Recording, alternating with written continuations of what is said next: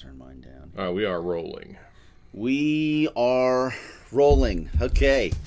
Well, I'm J.W. Myers. I'm Karl Brubaker. And welcome to the Movie Brewdio podcast with J.W. and Karl. We are two middle-aged guys living in Western Maryland who love our small-town lives, yet cling to our past days of social and cultural relevance. So in this podcast, we talk about the things, the tools, and the resources that enable us to walk through life with a smile on our faces and a little bit of kindness in our hearts. And we're making a movie. Yes, we are. I haven't talked about the movie much this week. It's been It's been a life. It has been week. It has been a difficult podcasting week. Oh my God. Well, let's explain to the people. Yeah. So Tuesday was a half day of school for our kids. So I was like, let's not push it. Let's save the podcast to Wednesday. Right. And then we went, oh crap, there's no school Wednesday, which is another conference day. So then we said, well, we'll do it Thursday. And then bingo, 2-hour delay for really no reason at all. Really no reason, yeah. In Frostburg, where the roads were bare in Frostburg, and they're never. It was a little snowy in Cumberland. The roads were a little slick, but growing up in West Virginia, I remember standing in snow almost to my knees. On the way to school. Yeah, like 10, 15 degrees outside, and actively snowing. Waiting for the bus to pick me up. Yeah, our bus driver Bill, who would put the snow chains on, take us to school, and then I think take his bus and go plow his fields. Did not, because he would show up and there were huge. I mean, the bus is covered in dirt. There were huge clods of dirt falling. I'm like, Bill, what did you do before you got here this morning to pick us up?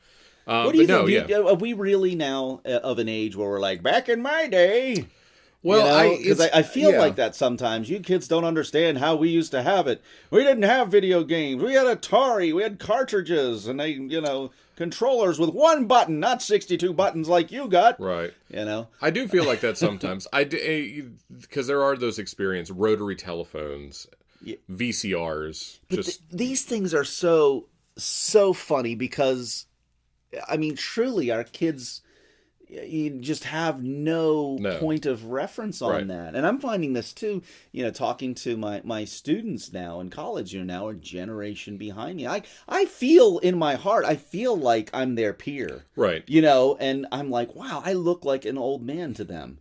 And I don't get that energetically. But I realize sometimes I have to stop and explain things to them. I told them the broadcast news story the other day. We talked about that scene in broadcast news, and they looked at me like there's just no, like, what is that? What do you mean by how could you make a movie about that?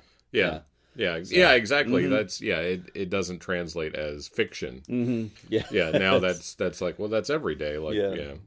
But enough about fake news. No, I do. It's just been a very crazy week for us, just all the way around. Because we were talking just a little bit as we're setting up that this week has just disappeared. You turn around and it's just like, what happened? For the record, it's Friday, and we haven't. This is the first time we try to do the podcast on Tuesday or Wednesday. Right. And it is Friday, so we're a little late getting this out. That's okay. Yeah. It just that is it is what it is. It be what it be. Yes.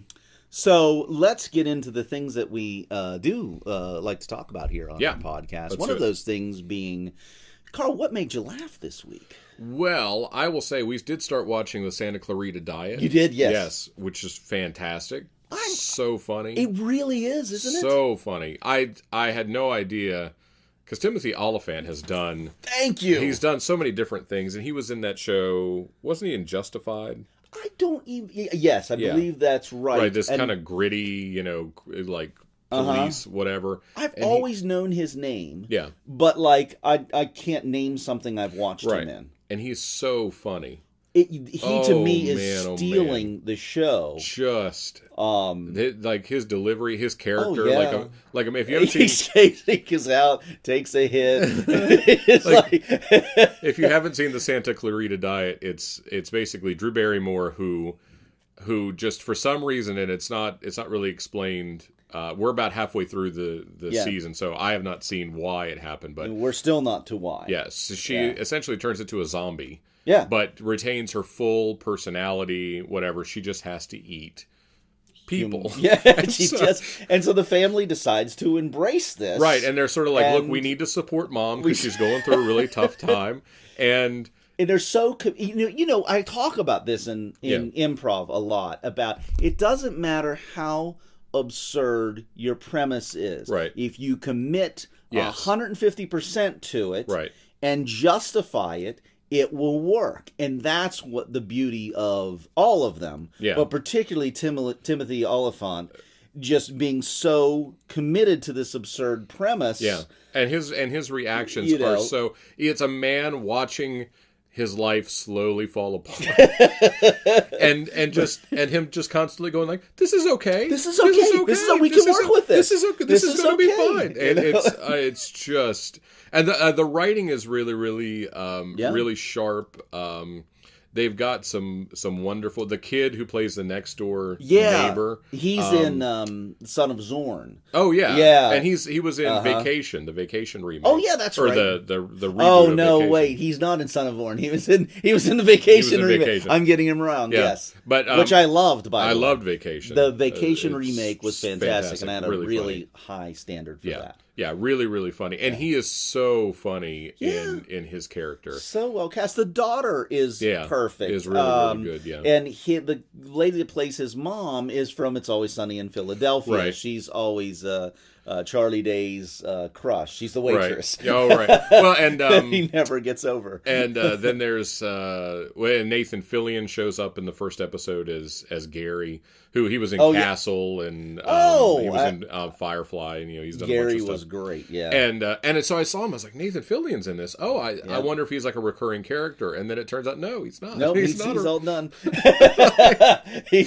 Spoiler alert: he is. He becomes the funniest thing. So so Gary gets eaten, but she can't eat. She can't eat all of it. And it sounds. And I had a friend who's like, it sounds really gory. I don't know if I'm really into that. And I was like, it's gory in parts, but it's all played for humor. It's all played for laughs. Because like I wouldn't have problems letting Benjamin watch it simply because it's pretty goofy. Yeah, but so they can't eat all of. She can't eat all of Gary, and so they're burying what's left of him in a tote in the desert, and they're dragging this tote, and the whole conversation between the two of them is basically she found this tote, but she couldn't find the lid. Yes, and so they're dragging. It's covered with saran wrap, and he's like, "Why wouldn't you try and find the lid?" And they have this whole fight, this really subdued fight about,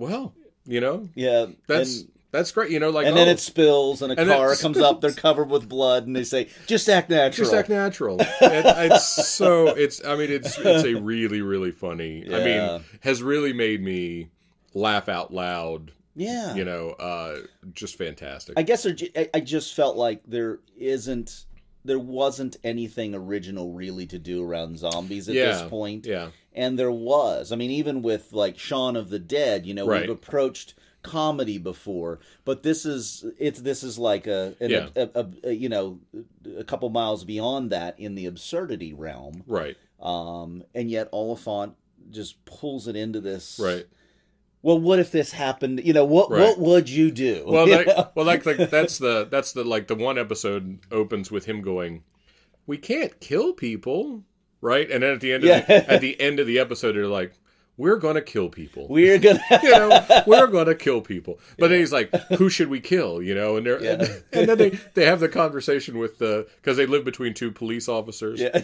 And they have the conversation with one cop. They're like, "Any bad people moving into the neighborhood?" And he was like, "Well, there's a pedophile a couple blocks over." And Drew Barrymore goes, "Great." And so the cop kind of looks at her, and then Timothy Oliphant goes, "Great. That's just what we need here." It's just such a great reaction. There's another joke that's really, really dirty that I won't throw in here, but it made me laugh when they're trying to find a body at the morgue. Oh yeah, and they're trying to buy this body, and the creepy guy at the morgue's like, "What do you want the body for?" And and so it goes into this. It goes in this direction you don't expect. Necrophiliac direction, but not really. Not really, because he's like, "Do is this what you want to do with it?" And then Timothy Olyphant just standing there for a second, and he goes, "Yes, yes." This is what you want to do. Like, because that would be the less weird answer. The less weird answer is that they want to copulate with the corpse. Exactly. No, it is a really, really funny, show. Now, my friend Dave Gerber, in one of our California listeners, he messaged me the other night and said that we need to watch the Ricky Gervais series. That is essentially, it just premiered on Netflix. It's essentially a sequel. It's his character from The Office. Oh, really? Okay. Is now a musician who goes on tour with his band. And Gerber said it is hysterical. I have to watch it. Yeah. Which everything he does just is. Oh, yeah. He is just a freaking genius who has more money than God and doesn't have to do anything. Right. And so when the right thing comes around that he wants to do, he does it. Yeah. And apparently this was it. Yeah. And Netflix I always loved the idea that they would get him to host award shows. Yeah. And he just would fearlessly do his thing, just crush people, and then everybody would be like, "I'm so offended." I was like, "What did you expect? Who did you hire?" And they did it the next year. It's like, you can't say, "Well, you hired him. You know what's going to happen. What's going to happen?" I just love that. There's an element of my personality that loves when people in power sort of clutch their pearls and go, "Oh no, how dare you? You can't say something like that about." It depends. Like I said, I think in show business, unfortunately you open yourself up to that, and that is it is what it is. I'm not a fan of mean, but there's something about the way that he did it for the most part. 95%. There's 5% there. See, and that's the thing. Like I'm not a huge fan of that like uncomfortable humor. Like I can do it, but I'm okay with. Depends on the victim, I guess. Yeah, I can do it to some degree, but there are some things where, again, like my response to like a really uncomfortable situation is more empathy, and like we talked before about when you're confronted with absurdity, people typically either laugh at an absurd situation or they get like afraid or angry at an absurd situation. And I'm that way with like an uncomfortable situation. I have more of like an empathetic response, like, "Oh, I'm so sorry. Oh my God, that's so embarrassing." Some people, it's that nervous laughter, right? Energy where it's like, oh my God, I can't believe what is happening. But see, so I don't know. I'm a big fan of lines being pushed in comedy because we're really in danger. We are as a culture, we are in danger of losing our sense of humor. Yeah. I mean, we are, Bob Newhart said it best. He's like, if I made a joke about blind albinos, 3 days later I'll get a joke from the Blind Albino Anti-Defamation League telling me not to make that joke anymore. Right. And it's I get that. No, we don't want to marginalize exactly. a section of society or stereotype a section of society.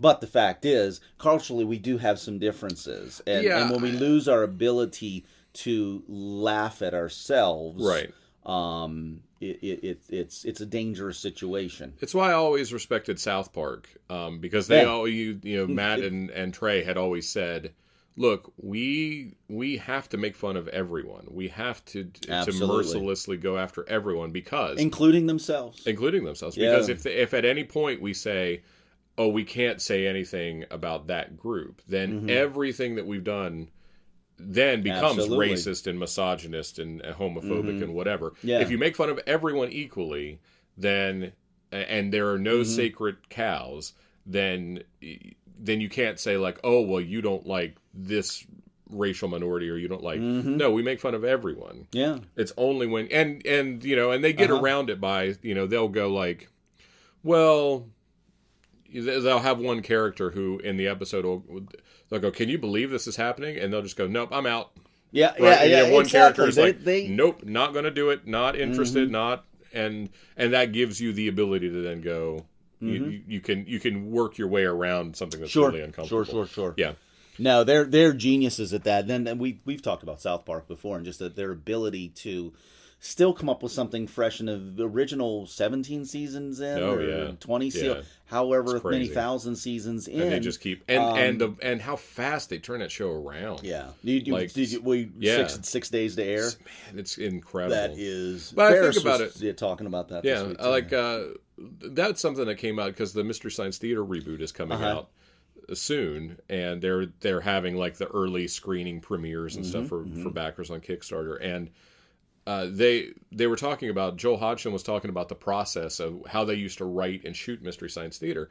So they'd have 24 episodes, in a season. Yeah. And they would go in, and he said, we would just turn a new show over every 8 days. And you go like, holy crap. Like, well, I mean, it's like... Now, here's something that... this is a whole philosophy. Right. And this is a philosophy that I want to build a studio on, is we have overcomplicated and slowed down the process of making stuff. Right. And I'm not saying, there are too many people involved. This is the whole studio thing. The other guy on Ferris this week, the author that he premiered last Friday, we're going to talk about Mr. Mustache. Oh, yeah. The one before that. Oh, I didn't Indian hear that author. one. Yeah. It's really good, Okay. but he talked about, he started out as a filmmaker and then became an author. And he's a tremendously successful young adult fantasy author. I'm not going to look up his name because we don't look up names. Right. But it was last Friday's Tim Ferriss episode. This is just the Tim Ferriss. This is the Let's All Worship Tim Ferriss. This is where we talk podcast. About Tim Ferriss's podcast. Yeah, we could probably get some play from Tim on that. Probably. This is the response to Tim Ferriss's latest podcast. But anyway, he talked about how he realized the only function of Hollywood is to slow the process down. Right. The fact is, it doesn't take that. I'm not saying that what Matt and Trey do is not brilliant. Because it is. Yeah. But they kind of optimized what they do, and they can turn that around in 6 days. Yeah.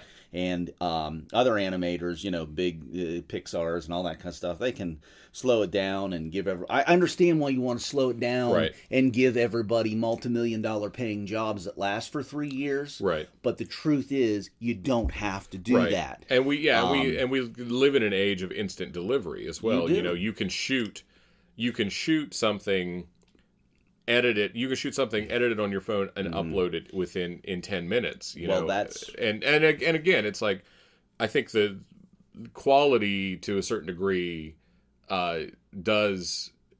quality goes up as you put more time into it to a certain degree. And that's the point, is finding that. I made 2 films, or we made 2 films, and my team that you would not believe how small my team actually was. Let me just tell you, there were more actors in my film than there were crew behind the camera, and that is never the case. We did it on a very, very small crew on a very, very small budget, and we shot for 19 days on Doughboy, and I think 20 days on Random Acts, which Doughboy became The Pledge, Random Acts became A Christmas Tree Miracle. And people would tell you that, well, there's no way that you could do that. We did that. And look at so anyway, there is a way to kind of optimize. And that is my whole premise for building a movie studio. Is you can start that small, and you can do really good stuff. At we want to do them at reasonable budgets that people can reasonably make a living doing them. Mystery Science Theater, they would turn out a new show every 8 days, and their process was, they shot in Best Brains. Their studio was in an industrial park.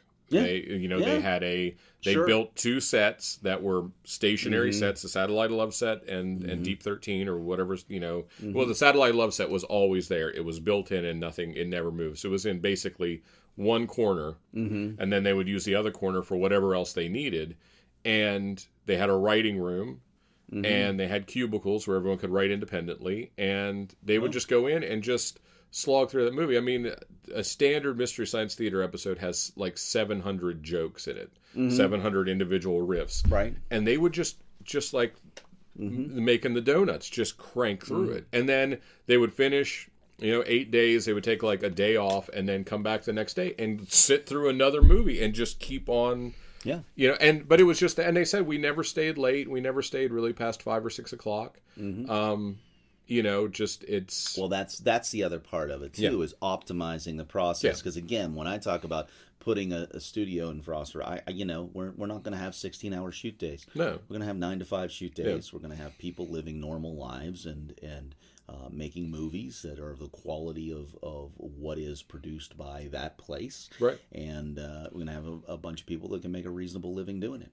Well, and really, because when you think about it, I think the studio system, the major studio system, really, I think once studios were not able to own their own theaters, if you were MGM, you couldn't own 50 movie theaters or whatever, and put your movies in there and have it be preferential. I think that was probably the first blow to the whole the whole financial model, right? Because now you have to be more competitive. You can't just say like, well, we're vertically or we're, we can make movies, we can produce everything in house, and then it goes to our movie theater, right, where we it's vertically integrated all the way through. So now it's horizontally integrated and it's spread out. And then of course with VHS and home video that took a hit, and then of course with streaming and all that, it's like this constantly evolving thing. Well, what's really funny, and I'm going to be the first person. Maybe I'm the first person to mention this, or maybe not. Originally, what happened is the studios owned the movie theaters, and a big antitrust suit was filed. I want to say it's I wrote this last year. It was in the 40s at some point, that separated distributors from studios, that they couldn't be the same thing. Right. Okay. This was a big deal. So we evolve through all these. We go from film, we go through television, we go through beta, we go through VHS, we go through DVD, finally to streaming. Netflix enters. They start out in DVDs, they go to streaming, and then essentially what has happened, Netflix both produces content and distributes their own content. Right. Which is a violation of the antitrust if you look law at it that was established in the 40s, or the intent of that law. Now, I'm sure there's nobody stupid there. I'm sure they've got 50,000 ways around that's justified that they're not that. But the intent of what that law was to separate, so that the creator could not be the distributor of the product. And that is exactly what Netflix is doing. Yeah. And what the long term, you understand where Netflix is going now. Right, yeah. Because man, there are so many Netflix originals now, and that's where to go for a distributor deal now. They're the they're the big act in town. Yeah. But in we might be 4 or 5 years out, but eventually Netflix is going to be, here's our material. Right. If your Netflix subscription buys you Netflix, right? You want Warner Brothers stuff. There's already DVD.com, which is because somebody said, have you seen this thing, DVD.com, where you sign up and you pay whatever $5 a month or $10 a month, and they'll send you DVDs, you watch them, and then you send them back. And I was like, yeah, it's called Netflix 2004. Like, what are you talking about? But that's what they did, is they took and they bought DVD.com. Netflix has pushed their DVD distribute, like that model, over to this completely separate thing that exists as, no, that's DVD.com. We're Netflix. Yeah. We do original content and stream. And, remember, but what was it in 2000 and I want to say 11 and 12, right in there, they did this big split. They said their membership, and then Hastings had to come out and apologize. It was huge. People were so mad. Yeah. Well, were they really mad? People. Well, I don't think people understood. I think people didn't understand. I don't think anybody would have predicted that streaming would become... Because, I mean... I predicted streaming was going to do this in 2006. I built a business called The Real Movie Deal that essentially said this is what it was going to become. And I'm not right about a lot of things in life, but I called that in 2006. I told everyone, and I almost got a business funded based on all of that, and then Netflix came around and did it, and I told you that this is what was going to happen. I think that people... This is what happened to music. And I don't think that people could see where it was... I don't think people could understand that, one, it would take that much, because that was, 2008 to 2007... You didn't necessarily have high-speed internet everywhere. Really super reliable high-speed internet. You knew it was going there. Yeah, and that's the thing. How could you not look 2 steps ahead? I think you could see it, but there was that sense like it was really a long time before. That's before Wi-Fi was really ubiquitous. Like now you go somewhere and it's like, well, of course there's some mobile hotspot. Somebody's got one. Somebody's got Wi-Fi. I lived in Los Angeles at the time, so in 2006 Wi-Fi was ubiquitous. Now, and see, like for us, like we were living in a small town in Virginia. Yeah. So like we barely had high speed internet, and we only had it because we got an air card, like you would plug it into your computer, and it was like a wireless air card. Yeah. And we could use that with a router to have Wi-Fi through the house, but that was... I don't even think we had Wi-Fi. I think we had a. I think we had a. Well, no, it wasn't a modem, but I think we had. Honey, don't use the phone. Don't use the rotary phone for an hour. I think we had it plugged into the computer, and then I think we had it plugged like into a switch, like a wired switch, and then we could run a. But look, we just lost everyone under 30, so let's just... They have no idea. But I'm saying, know what we're talking about. We're going blee, blah, blue, blah, blee, blah, blah, blah. This shows, because I don't think anybody understood how quickly DVDs would get supplanted. I don't think anybody understood how quickly that would happen. Because there was, I remember 2008, 2009, kind of financial crisis time, when people were like, we're doing fine. My husband lost his job, but what we did was we've been selling DVDs on eBay. Yeah. And we built we have a full, shipping, a full distribution center. We built, like this big steel building behind our house. And then you go by 2012, well, I hope you got rid of all those DVDs. You know what's funny? I'll tell you this. This is a family story. In 2009, a relative who lives in a very, very small town had the opportunity to buy a video store that was fully stocked with DVDs and games. And it was like, Netflix had just gotten there. And Netflix had just started streaming. Yeah. And Redbox was just it was establishing itself in 2009. He was like, I get a good price on this and whatever. And I told him, I said, look, this is really good because you live in a small town. I'll tell you what, this is worth your money to do it. I said, here's the deal. You do this for a couple years and get out. Right. You do it because you got a couple years shelf life on this and get out. And he did it. I think they did it for 3 or 4 years, and it worked. And just as it started to go, they got out. Yep. And that's Well, I think was kind of the end of it. Yeah, man. like I couldn't have imagined in say 2007 or 2008 that Blockbuster would be out of business. Like that to me, like it was hard enough to accept like that. Because again, there was digital music, and iTunes was around by that point, and you're going way back. You were on Napster, or you were on LimeWire or something getting music, but those files were so small. I got a lot of stuff off LimeWire. Man, dude, I hit LimeWire up pretty heavy. Yeah. But again, like those, that was that's pre-YouTube. Yeah. Right? That's pre-Spotify, light years before Spotify. So there was that sense like you could never do this with a movie because movie files are so big. I never saw it that way. I said as soon as I saw Napster, I was like, the movie industry will inevitably go this way. We're not there yet, but we will be there. Like one of our first short films we did, The Accountants, like it became a big hit online at, I think it was iFilm or Indie Film, like one of those sites. And we made no money off of it or whatever, but I was like, this is where it's going. This is where it's going.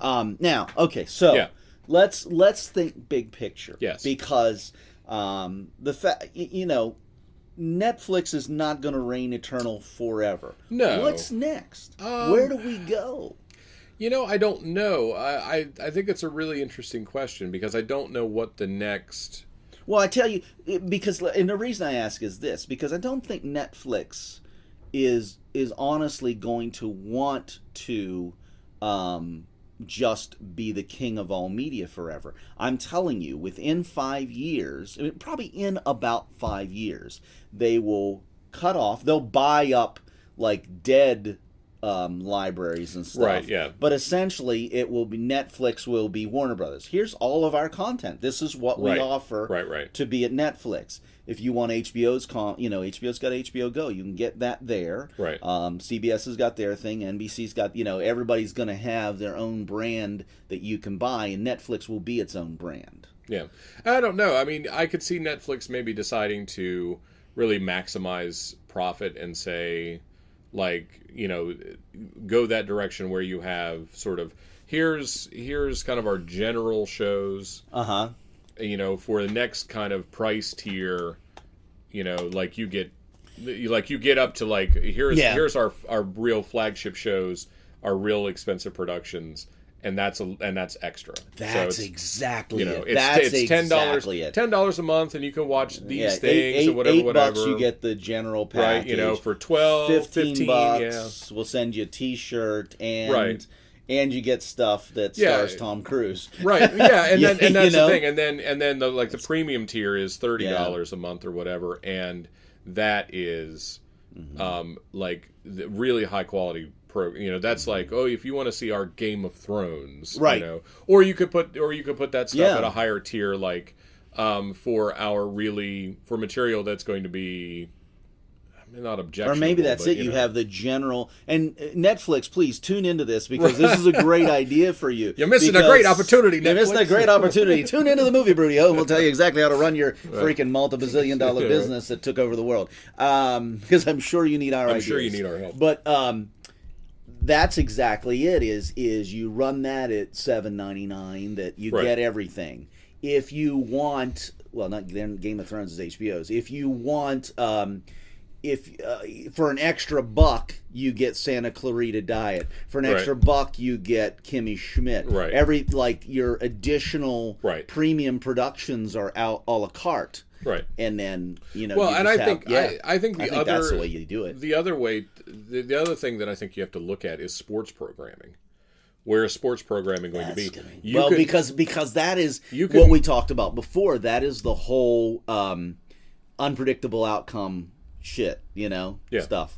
Well, I think when you look at sports programming, you can already watch certain NFL games on Twitter, like Thursday night games. You can go on Twitter and watch the football game.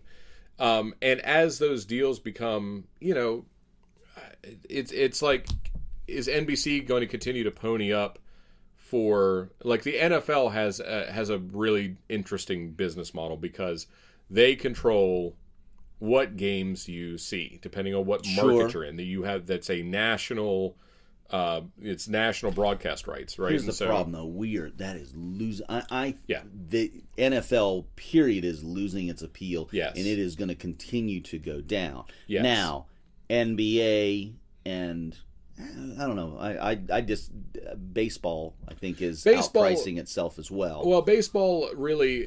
There are numerous things. If Keith Olbermann, when his last show that was on ESPN, was one of my favorite shows he's ever done because he would do these commentaries about sort of how do you fix baseball? How do you fix these different issues? And his thing was, well, look, do away with interleague play, right? Like the only time that an American League and a National League team play is in the World Series. Right. They don't see each other otherwise.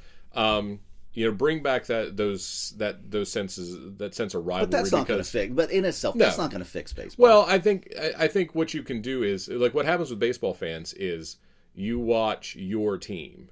I watch the Pirates. Mm-hmm. I don't really watch the Orioles. I statistically follow the Orioles. Yeah, so it's like and go to a game. If there's not a Pirates game on, I don't necessarily flip over to see what the O's are doing. I don't flip over and see what the Nationals are doing, even though I could watch either one of those broadcasts on the same cable package, I can watch the Pirates. I'm a Pirates fan, but you're far more likely, I think, when it comes to the NFL, to say, well, the Steelers game isn't on this week. I'll flip over and watch and see who beats the Cowboys. I just want to see the Cowboys lose. Or I really like, I'm a Steelers fan, but I also really like the Seahawks. I think those NFL fans are more transient. But I do wonder what is going to happen as we go forward. Like, you could have you could have Major League Baseball say, like, you could have a deal where regionally the Pirates say, hey, look, we're going to sign with Sling TV. It's a streaming service, and all that's going to get sorted out within the streaming medium, because it has to. Cable's wires are going away, man. And cable and that's going the thing, away. Like, that whole system of the cable company has to pay so much to the channels to get access. That's all because now ESPN, if they wanted to, could spin off and just deliver content directly to you. Mm-hmm. Like, they don't need a cable system to bring you ESPN content. No. So cable systems pay, like, most of if you have ESPN, what is it, like 30 or 35% of your cable bill goes to ESPN. That's right. Yeah. Huge. It's huge. Amazing what they did. Yeah. But see, now this is a whole other huge thing in the world of entertainment. Yeah. I think professional sports is outpricing itself. Like, it has gone. So, salaries, budgetary, it's all ridiculous. It is so far out of it is so far out of proportion to just like to a teacher's salary to a professional athlete's salary. I know that's a kind of an old one to bring up, but it's very true. It is so far out of proportion that it is going to begin to economically collapse on itself, starting with the NFL. I think the NFL... Baseball second. Baseball's issue is going to be they do not have... When you have guaranteed salaries and no salary cap, you can't constrain... you can't constrain costs. And so how much are they going to pay Bryce Harper to re-sign? Right. I mean, they're talking about that being a $400 or $500 million deal. And I can't imagine... And that's guaranteed money. And that's the difference. On a team sport, one player out of 9, he's really, really good. He's really good, but the difference is, like, the difference is, like, you can't, in the NFL, you could look and say, we're going to pick a guy. We'll pay Ben Roethlisberger $500 million. Mm-hmm. Well, okay, that's over 5 years, and that's the 2-year option at the end of his contract, and there's performance guarantees in there, and some of that. So really, it's only like $40 million a year. That's still a lot of money, but on the back end, you hear what you're saying. No. I mean, it's like, but on the back end of that contract, two guys that are wondering how they're going to pay their mortgage next month are talking about $40 million is still a lot of money. But, like, that's what I'm saying. It is. You're talking this is absurd. It is beyond reality. Like, but sports appeals to us, and certainly baseball, on a level of, gosh, they're doing something that I feel like I could almost do. And that's the difference. That, it's like they trained at it, they're good at it, but I could on my best day I could do that. If I'd have really applied myself, I could have been a baseball player. Right. And that whole, it's just $40 million a year. That's absurd. Well, it is absurd. That is going to collapse on itself. But in the NFL, like, you can look at a $500 million contract and say, well, that's really only $120 million. Right? No, and again, that's really only $100. But I'm saying, if you look at it in proportion, that's where the NFL can have long-term sustainability, because they're not committed. Like, who is it? Bobby Bonilla. Mm-hmm. Bobby Bonilla played for the Pirates, played for the Mets. He's been retired for 20 years, 25 years. Yeah. He still gets a paycheck from the Mets. Uh-huh. He still gets paid, I want to say it's like $1 million a year. Yeah. Because that's his contract. It's guaranteed money. Mm-hmm. He'll have his Social Security check and his $1 million check from the Mets. He could get him on the same day in his mailbox. Like, what a smart deal that was. So that's the thing. Like when I think you look at that, I do think that you're going to go in that direction. I think that sports will sort of radically change. Because professional sports are going to collapse on themselves financially, and it already sort of happened in hockey. Hockey went well, and I think what you'll see is contraction more than anything, where it's going to have to, where you'll go through and say like, look, we've got these underperforming teams, and we need to shrink down to what we can really support, because this is another Keith Olbermann point. Like all the new stadiums that are built are taxpayer funded. Yeah. Right, and they're taxpayer funded through bonds and whatever, with the idea that this creates jobs, and think of the money that it'll generate and whatever. It creates minimum wage jobs and selling popcorn. Well, and what Olbermann always said is, look, there's a lot of really complicated economic principles that I could tell you about that would explain why that is not true. But the most obvious thing is, if building a stadium made anybody any money, then the owners would build the stadium themselves and keep the money, because that's what their job is as owners, is to make money. So the fact that they don't want to do that means obviously there is no money in it. Yeah, exactly. That's why I love Olbermann more when he's doing sports, because I think he is the most incisive. He has such an incredible mind when it comes to sports, and politically, I feel like he gets histrionic a little bit, absolutely, or a lot. But in sports, he's just, there is nobody. And like in terms of baseball knowledge, I think he's probably one of the top 5 smartest guys on baseball on the planet. All right, let's reel this discussion in a little bit. I'm enjoying a passionate discussion. Yes. We've gone off on a lot of tangents, and, and that's fine. The tangents we went on. Yes, The Walking Dead. Yes. I watched the premiere last week. How was it? I did not hate it.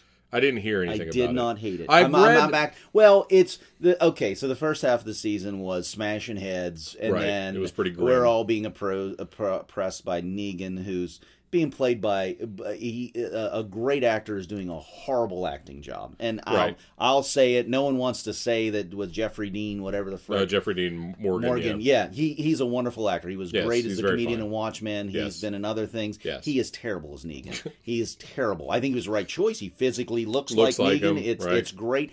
Terrible actor. Goes against a lot of because he's judging the character. He's not connected to this character. He's judging. That's a whole thing of my whole Is that on him as an actor, or is that on the director for not getting a better performance? Both. Probably more on him as an actor. His approach to it. He does not like this character. Yeah. He doesn't. I can see that. He does not believe in this character. He's playing a caricature. Anyway, that's all, either here or there. So the beginning of the season, or the second half of the season here, we've all banded together and decided to come together. Actually, it happened in the season finale. So it is back to being watchable. Well, I think what they're almost doing is, because ratings are slipping. Exactly. We better kill Negan quick, man. It got pretty grim. I mean, they're in their 7th season. It's hard to keep prolonging the magic here, because how do you keep rebooting the show when civilization has collapsed and your zombies are increasingly putrefied? And I think that's the thing that I don't understand, is that, again, who we need in this? Drew Barrymore and Timothy Oliphant. They should be the wacky. They could be the wacky neighbors in the next. We see all this brutality over here, and then we cut to them at home going, "Honey, I'm hungry again." Timothy Oliphant. All right, you got to eat some live flesh. Well, that's right. Negan bashes in someone's skull, and he's going, "This is okay. This is okay. This is okay." I would watch that show. That would be a great show. That is funny. We should do a sketch around that. Trying to put those two ideologies together. That's really funny. The Walking Santa Clarita Diet. The Walking Santa Clarita Diet. Holy crap! Maybe we should do this. No, because I think the thing that happens is, the ratings have slipped a little bit. People have complained about how grim and how nihilistic the show has become, and so it's kind of a soft reboot, I think, to try and remember the things that you really liked about it. Yeah. But again, you can't inject a ton of logic into zombie fiction, because the whole thing just starts to fall apart. The more you start to go, well, actually, dead bodies would not be able to do this or this or this. Well, no, then it really starts to fall apart. You have to buy the absurd premise. But that's the thing. Like, you get to a point where your zombies are really completely putrefied. Like, no, see now here's the thing and I have no idea of what the logic was, but the whole thing was caused by this virus that everybody has now. Right. So I don't think it's too much of a stretch of the premise to say the virus has also this preservational element to it, but that rather than the body rotting away, it kind of stays in this certain state of decay. Yeah, but you do have season on season, the bodies are becoming more and more, are falling apart more and more. Like, you're seeing zombies that are essentially just skeletons, with flesh on them. Yeah. So I think if you look, you can't inject logic into it. I understand. Why are you injecting logic? I'm trying to inject because I feel like what happens is the show starts to go, look, we understand that logically, that we understand that this was a ridiculous premise that we asked you to buy into, and you did. And we have now completely exhausted that premise. And now we need you to suspend your disbelief to an even greater extent so we can continue to make this show. See, I disagree, and I'll tell you why. Point well taken. Yeah. But what is, when The Walking Dead is good, what is good about it is we are engaged in brilliant writing, brilliant acting, brilliant set design, brilliant direction, like all the elements. This is a good show that has this premise. And so we spend zero time, when we're engaged in the show, we spend zero time going, wait a minute, they would have completely putrefied by... we really do, because you're that engaged into it. You either buy into it or you don't. But to what degree, and I understand I understand your point on that, but to what degree are the zombies superfluous to what is happening in the show? To what degree if you remove... the show is good...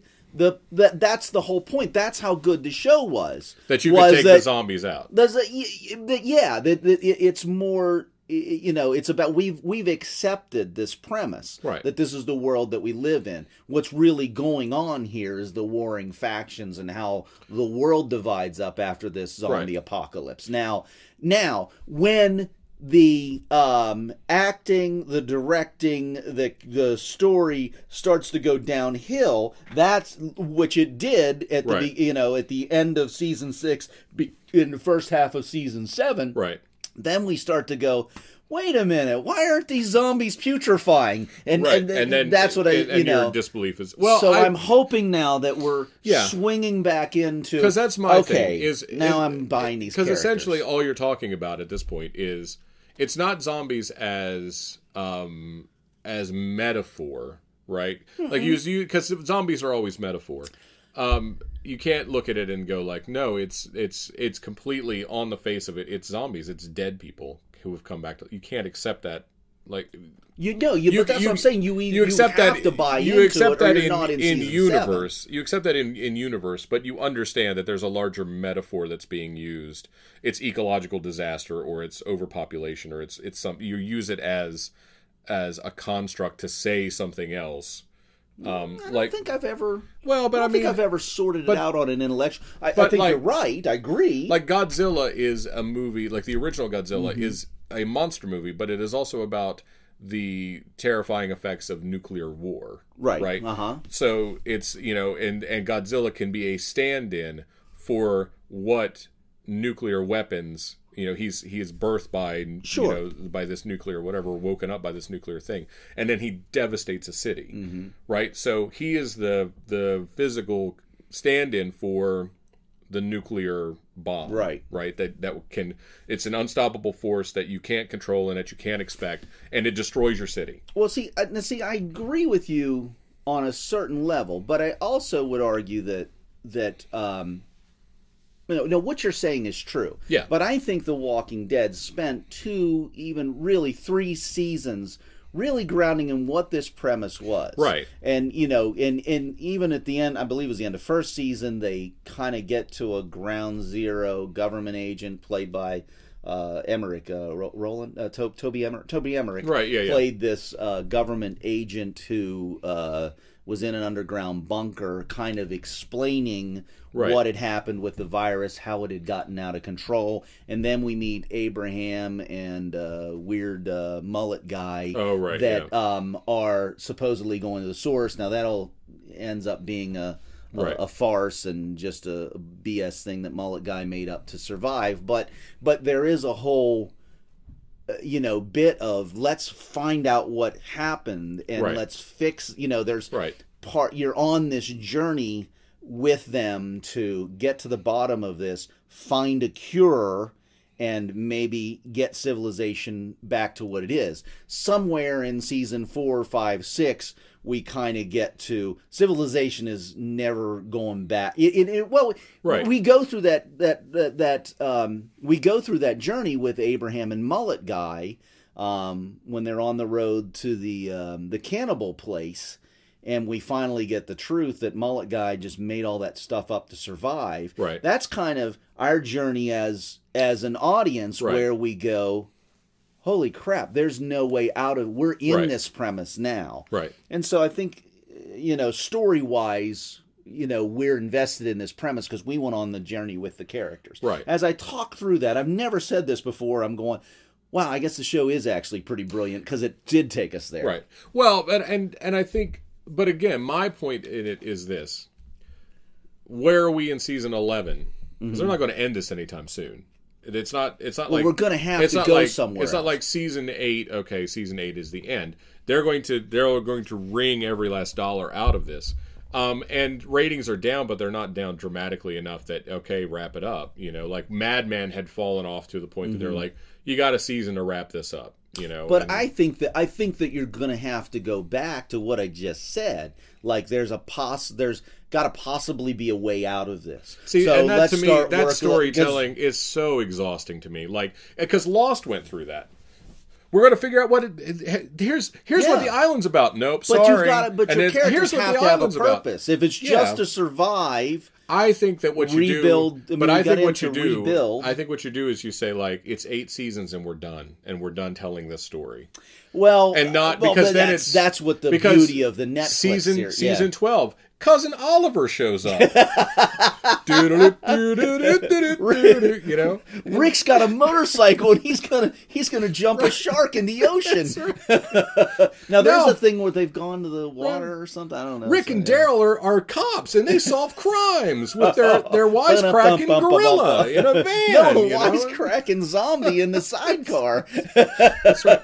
Skippy the zombie, and he stumbles over clues every episode. You were throwing out premises here that are going to be far more watchable than But I agree with what you're saying. Yeah. Well, I agree with what you're saying in that no, you cannot continue this way. Yeah. The only way to continue, and I don't think it's absurd, is again invest us.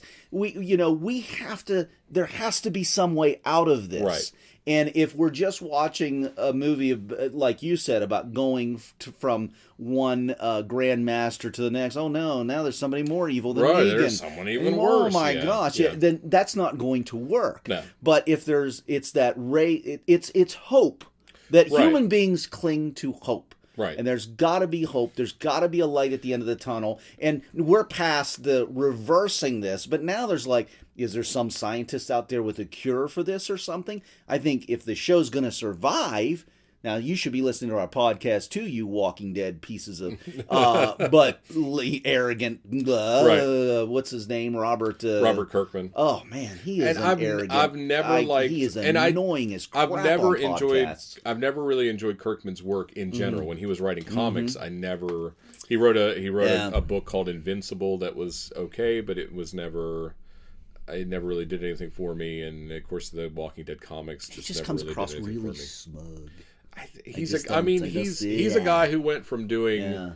I think his first comic was called Battle Pope, and it was an independent, like an indie book. I like the title. he was selling 2,000 copies, a month or whatever, and making probably $20,000 a year, and hustling. Yeah. And now he's a multimillionaire and you know, has given birth to this incredible thing. I mean, well, see, this is now back to I Fear the Walking Dead. Yeah. I don't know. I don't think it's doing well. Yeah. Actually, a friend of mine had a nice role in the little short pieces they were showing on the web. Yeah. Kevin Sizemore, who's the lead in Christmas Tree Miracle. Oh, right, okay. So I don't want to say anything ill about it for that reason, because I at least know one person who's associated with it. But as I got through the first season of it, and I don't know if it's going to go any more into it, but I think the problem is it's like, oh, you accept they're zombies. Let's just tell a different story about it, rather than there ever being a let's try to cure this, let's try to fix this, whatever. Right. And, well, I mean, and Lost would do it through, like, you had what the first 2 seasons were the main cast, you know, whatever, dealing with the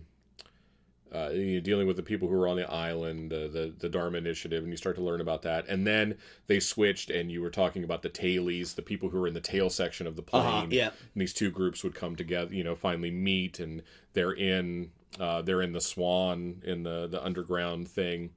You know, and again, you get to a point where it's just exhausting, and like, where are we going with this? And then they could never really. There was no way to pay that off. Well, see, they had so many. They had so many threads out there and they only had like a season and a half to really wrap it up. And so it was like, well, like, what about this character? I don't know. You know, he died. Yeah, he died on his way back to his home planet. Well, and to me, that's why we're living in such a great time right now with the Netflix series, that you can go. Reading that Britt Marling article about the OA was so wonderful, because it was just like, some episodes are 25 minutes long, some episodes are an hour. The episodes were exactly as long as they needed to be to tell the story. And they did a beautiful first season that you can look at that first season and go, they're done. Right. Or you can very easily go, oh, there's 10 more seasons in this. Right. There's so much more story to tell, and I've talked about the OA before. I'm a huge fan of that. Just it was made perfectly for this format. Stranger Things was too. You know, if it wouldn't have done as well as it did and become the cult phenomenon that it did, the cultural phenomenon that it did, it could be done. You could wrap that story up there, and people would go like, "Wow, I wonder what happened after that." But it's okay that you walk. We don't need. That's the thing. That's true. You get to finish stories in your own consciousness. That's good storytelling. Is whenever we don't get it all wrapped up so tidily that we can. These characters can continue to live in our consciousness, and you go, oh, right. Well, that's not the way I saw that. I read that. And maybe that's the thing. And again, like I say, I don't like zombie stuff. I don't. You know, I know The Walking Dead somewhat, but I don't watch it. So I don't. You're zombie phobic. You're really a zombie-ophobe. I really don't like zombies. Bless America. Now we're gonna get a bunch Karl of letters. Karl Brubaker is a zombie-ophobe. Damn movie Brewdio. I was very offended to hear your anti-zombie stance on our latest program. You want zombies banned, don't you? You don't want zombies. How dare you? My grandmother was a zombie. I ate human flesh to survive the war, and now you are so critical of zombies. That is going to be a real threshold for us whenever we get like a complaint from somewhere. Because I think that, honestly, I think, a couple of people listen to our episodes, and I think there's a few people that probably listen to them regularly. And, at some point, I think it's going to grow. I think we're thematically kind of finding our core here a bit, talking about entertainment and entertainment that we produce and entertainment that we consume. Right. But our real threshold for us is going to be when someone complains about something that we say. So we're really encouraging our listeners to, in the comment section here we're going to get this up on an RSS feed here soon. Yeah. I keep talking about it. We will. But please someone complain about something. Yeah, complain about something. Let me swing back around to a question. Yeah. When I asked you, do you think that Jeffrey Dean Morgan, his Negan, does not work for you? Is there a similar character from another show where the performance was similar, but it did work for you? It's the same show, The Governor. So what worked for the Governor that does not work for Negan? Because there is the character and the actor were enmeshed. There was a reason that the governor. So it's motivation. It's motivation. There was a reason that the governor was the way he was. He had his own sense of justice or justification for the character, right. And clearly the actor playing it, his name escapes me at the moment, like you would see him in an interview, and like even in an interview he did not judge this character. Right. Jeffrey Dean Morgan, is constantly apologizing for the brutality of his character that he doesn't. He does not connect with that character.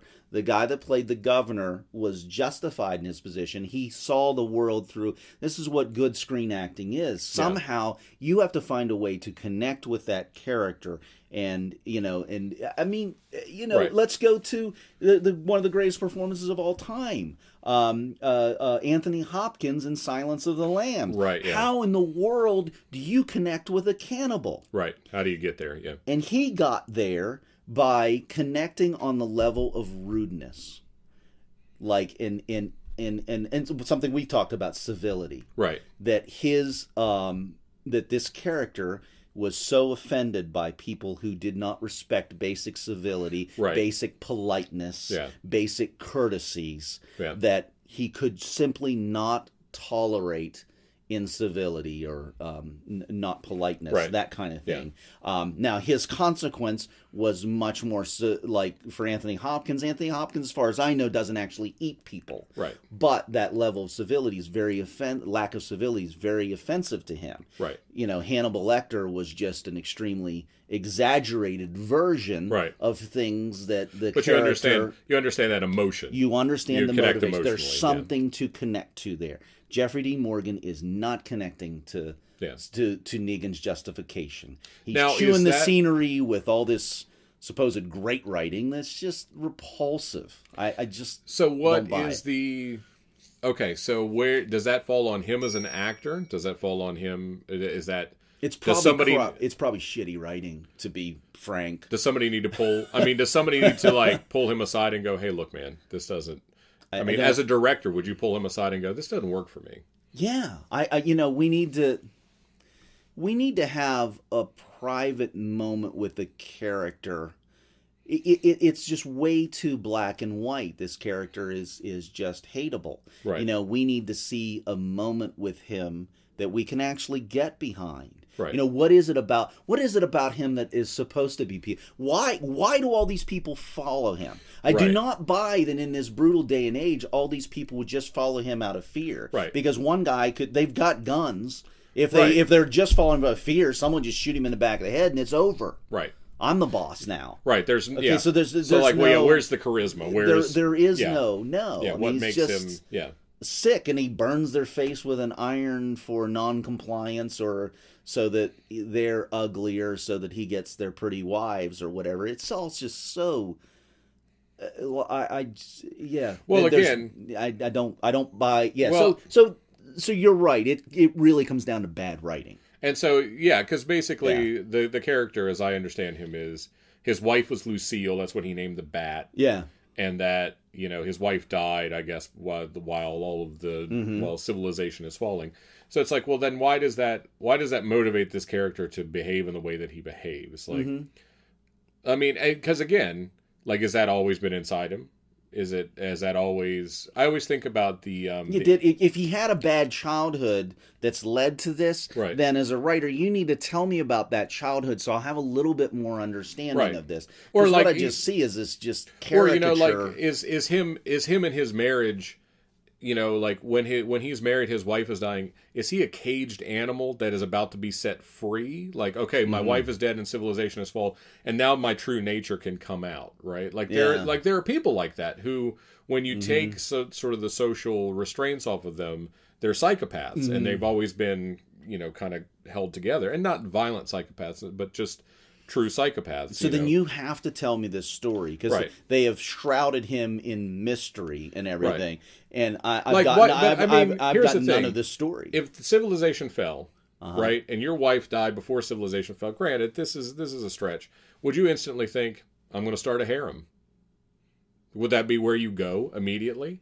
I don't think it's where I would go immediately. Yeah. That see, Like, this you're yeah. exactly right. This is Negan is kind of embodying what is the absurd premise of the show, is that we live in a nihilistic society, and Right. that if nuclear, if we end up in some kind of post-apocalyptic reality, that we're all going to turn on each other and try to kill each other. Right. I look around my neighbors. No, our neighbors would go, "Hey, come on over here. We'll figure it out. We'll yeah. figure this out. Well, I'll go and get again- some meat. You grow some vegetables. You take care of the kids.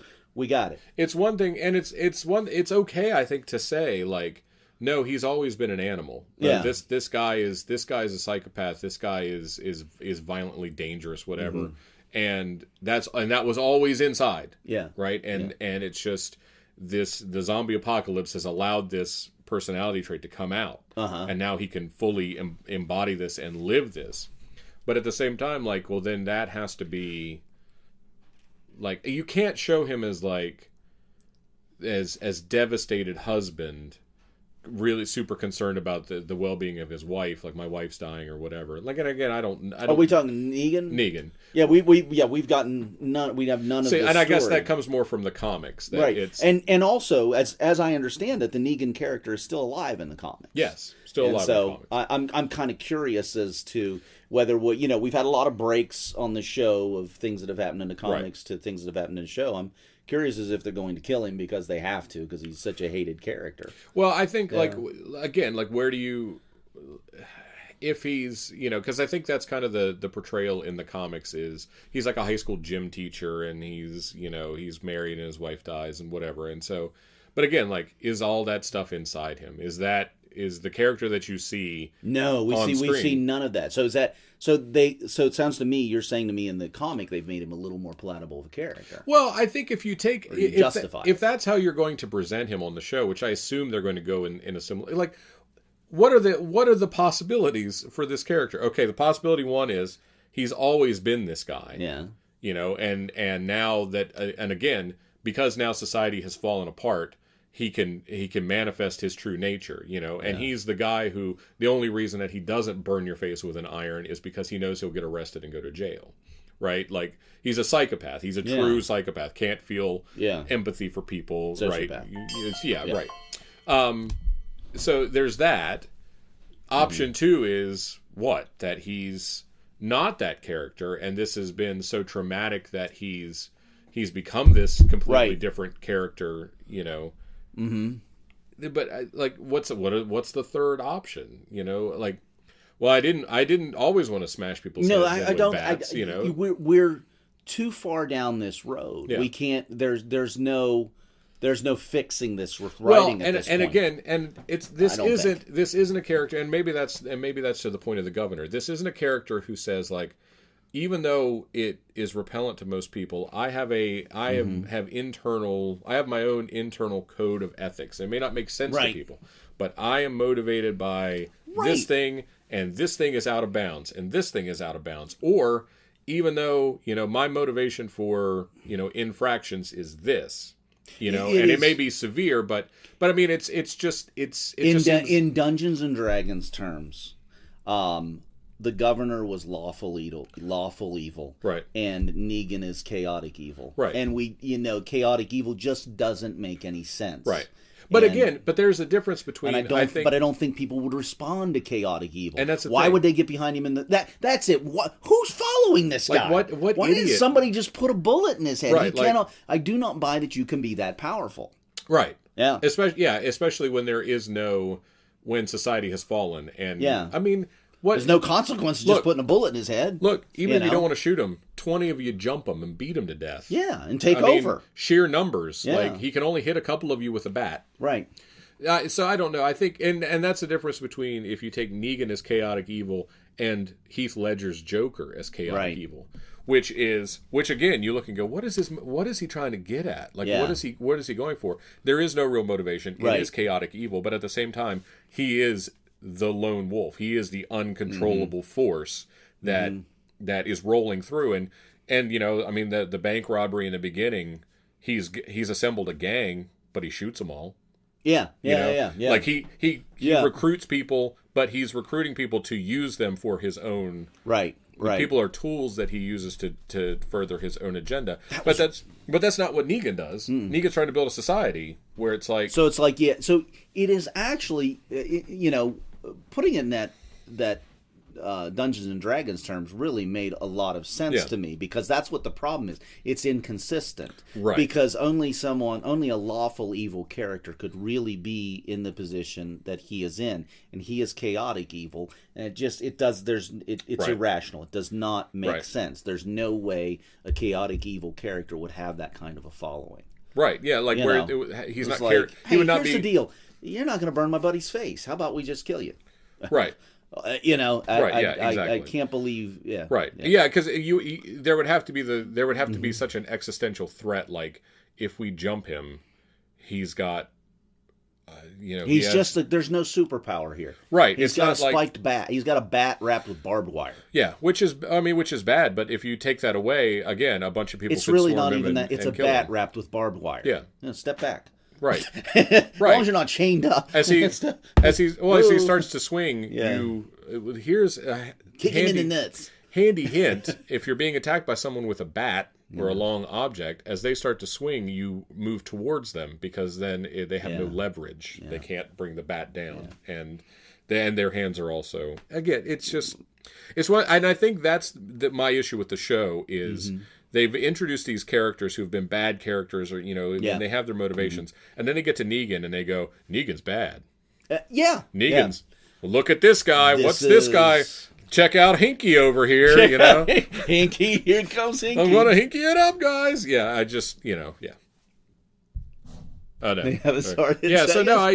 We're picking up with Hinky. Hinky's. Watch out. Here comes Negan is Hinky. Here comes Negan. Hey,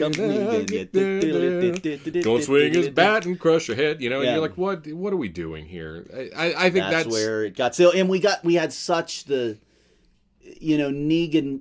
The build up coming into this season, everybody was angry that we don't know who he hit. Right. And, and then it's like, well, the payoff better be good. Okay, the payoff was he didn't hit one, he hit two of them. Now, bashed in two heads. And then it was just, everybody got angry at the show over the summer. Right. And then the payoff, it wouldn't have mattered if he had bashed in a Cardassian head. I mean, it's like, what's Kim Kardashian doing here? What? Justin Bieber. That might have been Justin Bieber. How did he get in this world? No, I think, I don't know. That's why I don't watch the world. Yeah, but I don't blame the cliffhanger though, because that's just good. The cliffhanger seemed really cheap to me, because they built it up that someone's going to die. They built it up. It is cheap, but it's a ploy. It's a I mean, it's a device. You want people to watch your show. Right. I guess it was just one. But there was no way that people were going to, like, if you had killed Glenn at the end of that, if you'd killed Glenn at the end of that episode, there would have been people who would have been upset about it. But you wouldn't have had scores of people who are like, well, now that I know who died, I'm not going to watch next season. They would have been. I mean, I think it would have been better. Like you could have swung and like at right cut, like see the bat coming towards the guy's head and go to black at the second before impact and just have everybody screaming, and then everyone's like, oh my god, like instead it's like somebody died, and then everyone goes like, well, but it's a really unfulfilling. There's no emotional release. Actually, the smarter way to do it would be what they had the opportunity to do. And sorry if you haven't watched this, then you shouldn't know. Yeah. But the spoiler is they should have smashed Abraham's head, and then that's the cliffhanger. Right. Come back, smash Glenn's head. Right. And then you get both. Right. That would have been far more reasonable. That would have been far more. I would totally understand Negan then. That would have been fun. No, I think. I always think that's why I liked Lost's. I always liked their season finales, because their season finales would be things like, at the like the season finale of season 5, I think, when Juliet has fallen into. They're going to try and blow up the Swan to do. So I can't remember the whole thing, but. the swan's this big electromagnetic whatever, and so she gets wrapped up like in a chain and gets pulled down in this hole, and there's a nuclear bomb at the bottom of the hole, and she's trying All to get this on an island. Yeah, it's a crazy story. Again, because it was that far down the rabbit hole at that point. But Juliet's in the bottom of this thing trying to get the bomb to go off, and she's got a rock, and she's like crying, and she's hitting the bomb trying to make it explode, right? Because it's like the only way that the whole thing could get fixed. And then she hits it, and it goes white, and it's like, and it just says lost, and you're like, what? And then the next season, of course, then the last season was terrible. But okay, so anyway, this you've actually kind of stumbled inadvertently into a question I suppose we should explore, and that is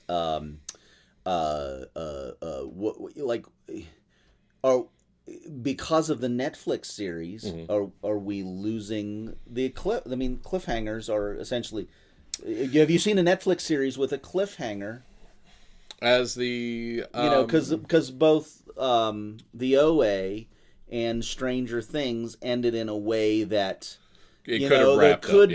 This could be the end of the series, and so that's kind of an indicator of how this kind of programming has to end. You have to end with I think this could be the end of it, or we could go on.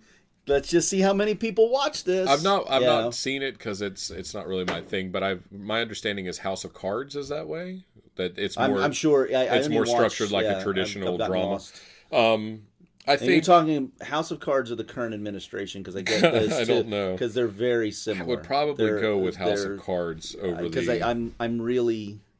I would probably prefer House of Cards to the current administration. But, oh my God! Yeah, Frank would be a much better. Never mind. Let's not get into politics. He's at least got a plan. But at least Frank's got a plan, man. Yeah, so I don't know. I do think that's lost to some degree. But I think what's happening now is that Netflix can get a better sense of what is going to be.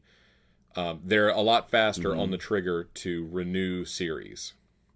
So I think. So, and it kind of gives, I think, more leeway to say we'll give they're not playing with seasons. They're not playing with anything. That's the thing. Scheduling has gone out. We'll release this when we want. Right. And I think they're more.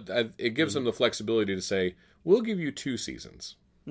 So you can end season 1 on a cliffhanger, and they can and then you can stream all. You can binge all 12 episodes. But you don't need this by this date. Nothing is it's. Well, because that's the thing. Like done. Stranger Things is not. I mean, they're putting it out Halloween. They're holding it. So you got to wait now. It's like Kimmy Schmidt. I mean, Kimmy Schmidt, you got to wait another couple months. Yeah, they're not coming out to May. So they're basically doing one a year. One a year. Which most established. Right. People are used to cranking out their number of episodes in one year. But they're only doing 13. They used to do 26 a year. The tough thing is, though, if you binge watch them, then that's 13 episodes is what 6.5 hours. That's an afternoon, like working on doing some construction. So you do that, and it's like, boom. Now I've got I got 11 months and year. Right. Yeah. But this also for people like me that kind of works. Which, by the way, I finally turned.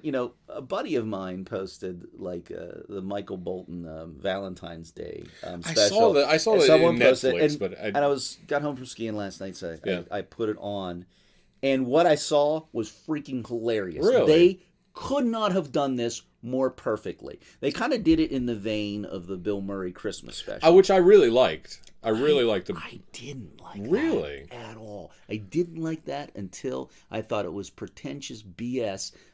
Until Miley Cyrus came on, and then I think I'm a huge Miley Cyrus fan. I like everything that people don't like about her. Yeah. I love about her. She's a brilliant marketer, and she's a real talent. She is a true talent, and I think we'll see that. Has the Woody Allen series happened yet? I don't know. Anyway, it's on Amazon. Yeah. Okay. So there's that, but the Michael Bolton thing was great. It was directed by what's his name? Comedy Bang Bang. I'm not looking it up. Comedy Bang Bang guy. Everyone knows. Directed it. Yeah. A lot of comic, all-star appearances in it, and it was done with this both making fun of Michael Bolton and the Michael Bolton persona. and embracing that, well, this guy does have a world of talent. Right. And so it played both sides of That's it. If you awesome. want to laugh at Michael Bolton, there's a ton of jokes laughing at Michael Bolton. And if you want to hear him sing, which he can do really, really well, Right. he's also going to do that. That's pretty cool. It was freaking brilliant. And it kind of sounds a little bit like, have you heard, I don't know what, which one it's on, but there's that show Jean-Claude Van Johnson, I think it's called. I hear this is fantastic. It's Jean-Claude Van Damme. Yeah. But it's like, the story is, it's kind of meta, so it's like he's really Jean-Claude Van Johnson, who's like a CIA agent or something. Right. But his cover is Jean-Claude Van Damme, right, the movie star action hero. Well, that sounds like And the it's- whole Chuck Ferris yeah. show thing. That was a weird movie. That was a Oh, weird man. movie, and apparently an even weirder book. And Confession of a Dangerous whole, Mind, is that- yeah. Clooney directed that. Including, and Confession it's of a Mind, what's his name, Sam Rockwell. Yeah. Wonderful, underrated actor. Yeah, great character actor. Yeah, Sam Rockwell. he's a neat guy. He did a Marin too, and he's a real, just an actor. It's Just a nice guy. It's funny you bring that up because we always kind of talk about stuff that makes us laugh, and one of the things that Tracy and I sat down and watched the other night, I think somebody shared it to her Facebook or whatever. And remind me to tell you about Facebook because I found a really awesome feature. That someone sent her a video of Carol Burnett sketches. Oh, And I think yesterday was or Wednesday maybe was the 2-year anniversary of Harvey Korman's death. Oh, really? Or the 1-year anniversary. No, he died the same year my mom did, 2008. So we must be at a 9-year. Oh, anniversary. maybe. Okay, so maybe it's longer than that. Yeah. But watching those clips, my God. Yeah, Just unbelievable. If you watch, the freaking, the dentist is... The dentist. The dentist might be the funniest thing ever done. And it's so, the dentist, when they go to the... when Harvey Korman goes to the laundromat and Tim Conway's doing his little old man in that walk, and he goes to get the thing and it's dragging him around, and then he comes out and he's hanging on it. I mean, just there's so much stuff that some of the stuff on that was just it was the best sketch comedy ever produced on TV. Yeah. Not live. I mean, far and away. And I think it really made me appreciate, and one of the things I wanted to bring up and see and get your thoughts was the importance of the straight man. Yeah. Right? How strong, just because we talked a little bit about it at improv. Well, and it's the thing, it's we haven't really touched on improv. Improv was great this week. Rough week for the kids this week. Yeah, but the adults was fantastic. It was great. It was grand slam after grand slam. Yeah, it was really, really good. The adults are, at this time are running at such a high level because you guys all understand comedy. You listen to one another. This stuff kind of sinks in, and you understand that if this person is going to be you can't have two outlandish characters in the same scene. Yeah. There's notable exceptions to that, but mostly you can't. You got this person's going to be the outlandish person. Someone's got to be the straight man that's going to set them up, and when you talk about the value of a straight man, that's what Timothy Oliphant is in Santa Clarita Diet. Yes, he is the absolutely. straight man because we're watching through the eyes of the straight man. Right. This insanity that's going on, my wife's eating people. He's going, this is perfectly okay. This is okay. We can make this work. Right, this is all right. Because he's trying to keep the family together. Yeah. And so that's the value of a straight man. And Carol Burnett, I mean, it's just clearly demonstrated. And it's usually Harvey Korman being the straight man to Tim Conway or to Carol Burnett or to Vicki Lawrence or all the amazing comic talents there. And then what's great is he can't keep it together with anything that Tim Conway does. It was Conway's lot in life to just crack the man up, and he would do it. And then that's funny too. And that was so fun. And then when you think about, I always think about Harvey Korman there, and then Harvey Korman as Hedley Lamar in Blazing Saddles, which is this great character. It's Hedley, and he's so funny in that as this ridiculous character. I don't know. I've had those moments, and I call them Harvey Korman moments, where you're doing a play and you're on stage and something happens and you have to turn your back to the audience and just lose it because you can't keep it. It's I always say you win by losing at comedy. Right. He knew how to do that. But there's the whole other meta level of if you're cracking up, Right. you're not even doing your job. We're laughing at you fail to do your job in the dramatic context that you're supposed to be doing it Right. at. Yeah. And so Yeah. again, at a meta level, that's funny because you're still failing. You're failing to You're be a good failing. actor. Right. Yeah. Yeah. And I think that seeing people break is just that's Blooper reels are always so I love popular. blooper reels. And that's why I loved Stefan, the character of Stefan on Saturday Night Live. Bill Hader would do Stefan, my God, yeah. the New York Yeah. lifestyle Yeah. correspondent. Yeah. And like that there's the joke because he says they did a thing, what's the guy's name? He had a Fox show for one season. He was a writer, John Mulaney.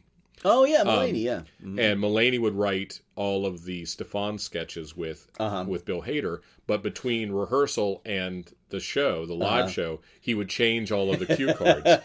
So there's the one where he's talking about Halloween, and he says, he goes, you know how they have the Black Dracula is Blackula, and Seth Meyers is like, yeah, and he goes, well, I'm the Jewish Dracula.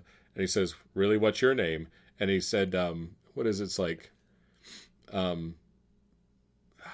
it's some ridiculous, it's like, Sidney Rosenfield. and you could see Bill Hader reading ahead, and he sees the joke coming, and you could see it in his eyes. He's going to have to say this, and then he says it, and he completely loses it, melts down, tears coming down his face.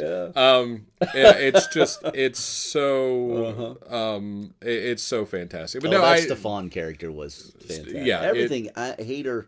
Huge Bill Hader fan. Yeah. That whole... It's funny how we never, ever recognize how good an SNL cast is until 5 years later. Right. Armisen, Hader, Kristen Wiig. That whole cast, the post-Ferrell cast of Saturday Night Live is one of their strongest and best. That at the time we were talking about them like we do now. I was going, they're still rebuilding. And they were freaking brilliant. And there was such continuity because it started with that like Tina Fey, Jimmy Fallon, Amy Poehler, and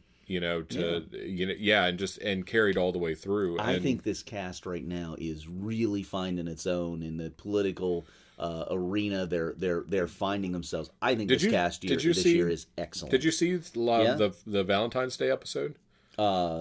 This last week? Yeah, last week. Yeah. Kate McKinnon does Jeff Sessions, Kellyanne Conway, and who was the third character? She did and Elizabeth Warren. Right? And like her Kellyanne Conway is so good. Her Jeff Sessions is so good. She might be the best ever. I mean, it's going to be hard to beat Kristen Wiig, but she might be the best ever. Kate McKinnon is way up there in terms of her. But I'm starting to like the male cast too. Now, we're being bombarded with Alec Baldwin doing Donald Trump and Melissa McCarthy now coming out as another brilliant Spicer to open the show this time, and topping it with the moving podium. The moving podium. Oh my God, it was just beyond brilliant. But anyway, the other male support, and I have no idea what their names are and stuff. I know. I've started to really like them, Mikey Day. I think he's really good, and I miss there are always those guys who kind of fill in. Like I really like Taron Killam when he was there. I love Taron Killam. I love the news guys right now, Che and Colin Jost. Yeah, I think they're doing a really good job. I think news has consistently been excellent. They're finding their timing now. Yeah. And it's really good. That was a Michael Shea joke in Weekend Update, which was they were talking about like all the crazy appointments, and they said Ben Carson's in charge of the Hood. Yeah, it's like I didn't know anyone was in charge of the Hood.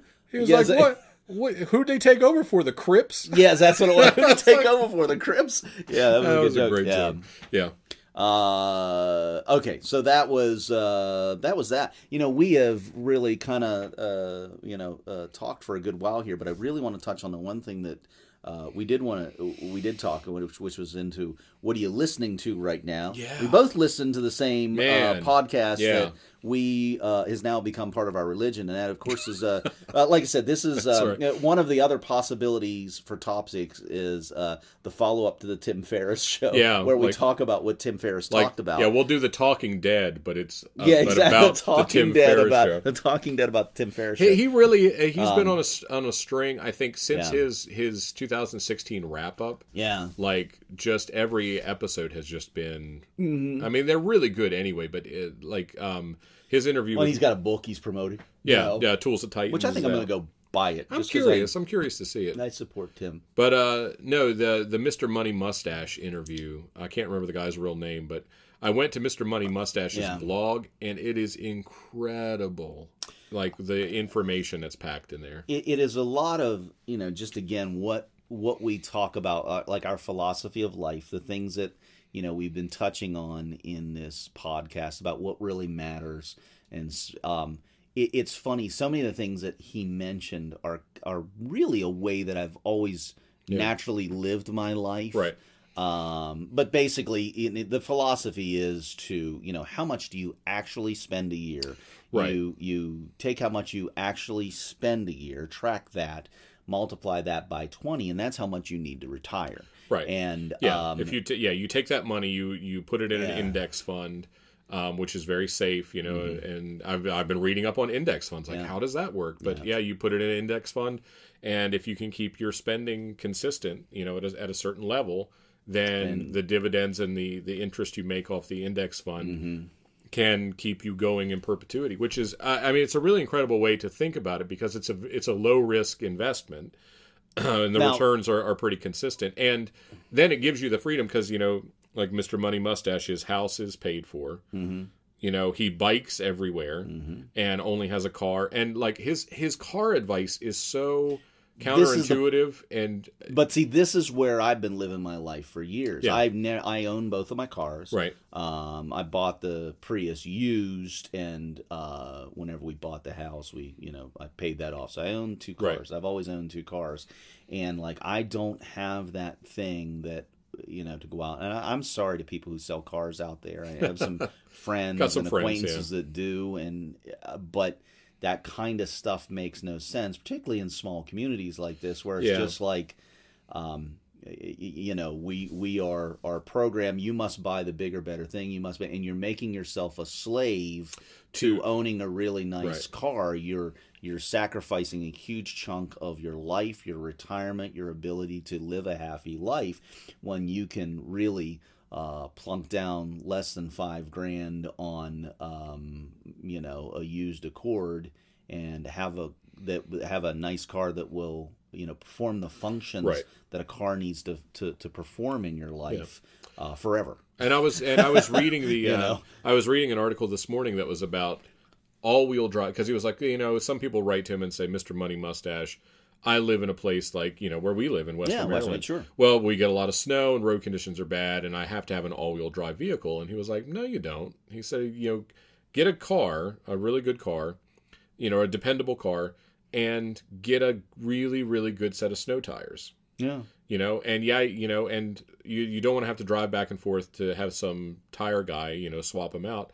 Buy an extra set of rims, mount the snow tires on the rims, and then you can jack up your car and change the tires when it calls for it. And he's pointed to these studies where they've done, like, unless you're going off-roading, unless you're going to be somewhere where you're plowing through, more than 5 inches of snow at a time, statistically, the advantage is not, it is not so dramatic that you have to pay extra for an all-wheel drive vehicle. Yeah. It's and really let's face it, we get a couple of those days a year now where it's like, wow, it's not really safe to drive. Generally, school's canceled. Generally, I live a little bit different life than other people. Right. But in general, not having, our second car is the Explorer, so we do have 4-wheel drive and stuff, and no fear of driving and those kind of things. But always with him, like, adjustments can be made, right? Depending on lifestyle. I'm as far as the money to retire on, yeah, I have 0% of that Right, saved exactly. up so far. Right. Actually, Yeah. I'm in the red on that aspect. So that I can't line up with right now. My life's simply not in that Right, place. right. But the points that he makes about evaluating everything you do based on your level Right. of fun, Yeah. things like that. There's just so much about this philosophy that I'm really into. It's MrMustache.com or something like that. I recommend going to the Ferris podcast, the Tim Right. Ferris podcast. Yeah, Tim the Ferriss podcast show. is really good because they cover so many different things. The guy Talking that- about lifestyle and I really enjoyed the guy he had on last Friday as well, and I guess we'll get a new one today. This Friday. So we generally get a new Tim Ferriss on Friday. He had a midweek one with Mr. Mustache here, so we got a bonus episode. No, it was really fantastic. good, and Yeah. it did kind of it started to like remap my brain or something, or it confirmed what I had already sort of thought about certain ideas. Like, oh yeah, no, you could do it that way. You gotta stop. It is that whole idea of thinking outside consumerism. Yes. You what? Why are we still trying to keep up with the Joneses about things? I saw an interesting documentary. I don't do that. I saw an interesting documentary over the weekend that I actually found on YouTube. That I guess they made this documentary and actually distributed it on YouTube. Like the studio that made it free for people to watch. Is really interesting, and I think it's called The Horseman, and it talks about sort of the world economy. This was made in 2013, talking about sort of the world economy. Where are we at? How do we move forward? And they talk to economists and political scientists and all these different people. It's a really interesting documentary. But one of the central concepts is that you have to push consumerism, because if everybody decided, Absolutely. like if everyone decided at the same time, like, well, to be Mr. Mustache. yeah, I'm not going to buy a TV, then like our economy would literally crate, because the only way to maintain the illusion of prosperity for people now is go get a credit card, go put something on credit, so we consume. You got to buy more. You got to buy. Hey, have you thought about buying a car? Have you thought about buying this? Have you thought about buying? And it's and when you kind of step back from that mentality, and Tracy and I have been disentangling ourselves from that more and more. Like we, there's very little stuff that we really look at and go like, I really have to have that. this. I have very inadvertently disentangled myself from that since leaving Ohio, both out of necessity and out of, we have two cars that get us where we're going. They don't look beautiful, but they function, and they cost me a minimal that covers all of our bases. And so there's a lot, it's applying that to everything. Well, about food, like, the food you're buying, is the food fun? Does it make you feel good? Evaluating everything on a happiness level as opposed to on a financial level. Yeah, because I think if you're motivated by having enough, then you'll never have enough. You'll always need more. And even in my state of abject poverty, which I've lived my entire adult life as, I've still evaluated on the having enough. And it's really only been, really recently, this new little thing that I've been doing, just going, my life is freaking great. Yeah. My life is great. Yeah. The way that I view life, my life is great. I'm sure people could look at my life and go, man, that guy has nothing. But there are also plenty of people in the world that look at my life and go, man, that guy has everything. That's incredible. And I think, too, when you're not checking my bank statements, clearly. Well, I think the there was a study that they did that said, does happiness increase with more money? And they said, yes, it increases with more money until you hit about $70,000 a year. And after that, it's pretty flat. Like you can have $70,000 or you can have $7 million, but the happiness does not really, it does not correlate with having, if you have 100 times more money, you're not 100 times as happy. Remember that number. We'll talk about that later. Oh, yeah. So, it really makes me, and I think it roughly correlates with my life when we've been somewhere close to that number, we're really pretty happy because you have enough extra for the most part that if you let's go watch a movie tonight, you can go do. And there was a study a long time ago that said that was like the optimal amount of wealth is to have enough extra so that you can go and do something you want to do as a treat. Like, let's go out to eat tonight. Let's go see a movie tonight. Hey, let's go out to eat and see a movie tonight, right? And and you have enough flex in your budget that you can do that. Not every night, but that you can do that thing occasionally that really enhances your experience. Like that's the optimum amount, because as it gets higher, as it goes up, it's more problems and it's more And I always remember there's a song in "Hang Fire" by the Rolling Stones. It was really personal, I thought, from Mick Jagger, and the line is, "Having money is a full-time job." Yeah. Well, because I don't know why I the people I did, but that line always stuck with me. The people who I think that I know who have been the least happy I've known some people who are legitimately rich by any calculation, and they have always generally been pretty good people. Yeah. Nice, pretty relaxed, pretty, because they are buffeted by, they're buffeted from the worst of life's extremes, The people who I've found that are the least happy are the people who are like $250,000 to $300,000 a year, like those people, because you're constantly looking, going, how much do you have? Yeah. You make $10,000 more than me. Oh well, now what am I going to do? That's so fun. See, we talked about this in an earlier podcast too. I missed that part of my education or my upbringing. I'm glad I did, but that awareness of, wait, there are people that evaluate people by how much based they on make. how much money they make. Yeah. I just didn't get that. I didn't get, like, in my dating life, I didn't get that would be something appealing to a woman. I thought that was funny. I thought it was the size of my genitalia and my sexual prowess and my charm and I seriously thought that mattered. I thought that was all that mattered. I thought that, and I knew that money mattered, and so I just kind of gave up. I made jokes about that. I'm like, you would really go out with someone just because they had money? Because they had money? I didn't because I didn't evaluate things. I didn't think that. But wait, we're having a kid. Right. Yeah. Now, how much does that cost? Because when you say kid, when you say he's ours, so I'll have this for the rest of my life. So we're going to take him home from the hospital, and then you lost me. Do you remember the moment when that happened? Were you like got like the first couple of days in the hospital was like, okay, okay, here, hand it back to the nurses and stuff. Yeah. And then you got all the stuff you'd bought. We put this thing in the car, and we took it.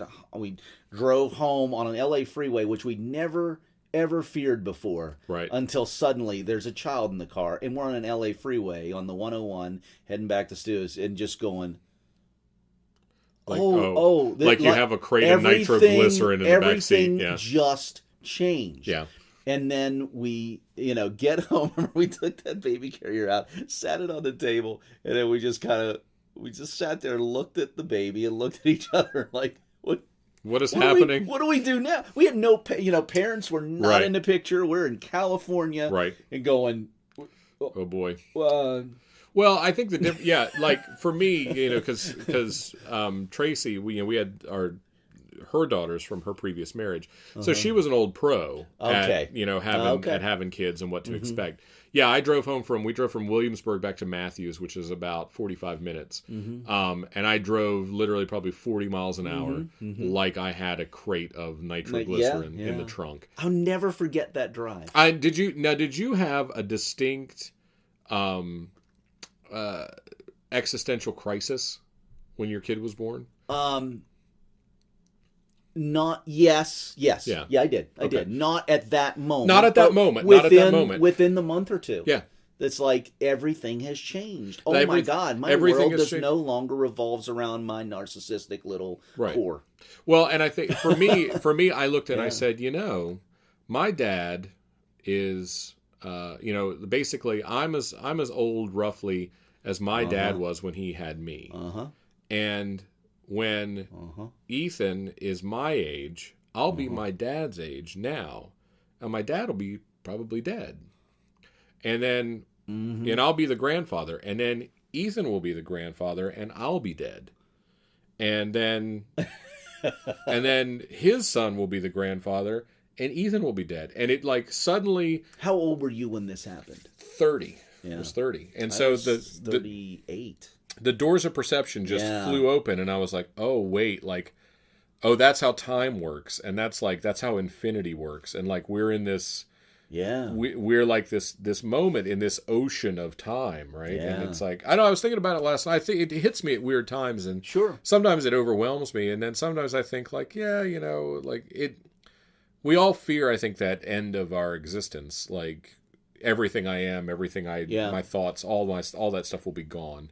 But then you go like, well, but so will everyone I know, and the context in which I lived, and do you fear like? That? Let's see. I don't think I do fear that anymore. I fear it to some degree because I feel like I'm still building what my legacy is going to be, you know, and I want to have tangible things that I can point to and say, this was kind of my view. And then people recommend but this is that. what we're going to talk about this afternoon. Oh, good. Yeah, that's good. So I don't know. So to some degree, it scares me sometimes, but I don't know. At the same time, I look at it and go, but the context in which you live is gone, and at a certain point, you're just a name in a book. Like my great-great-grandfather is a name in a book to me. There's no one alive who knew who he was.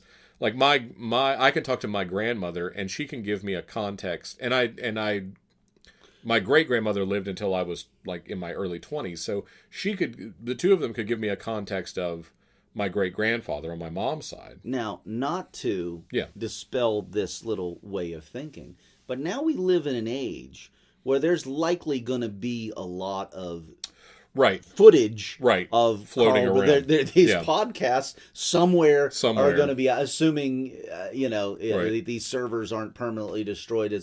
We live in an age where there will be a certain preservation of a part of our soul, as it were, or whatever we added to the collective creative of this planet. There's going to be a lot of that. There's going to be a lot of everybody else too.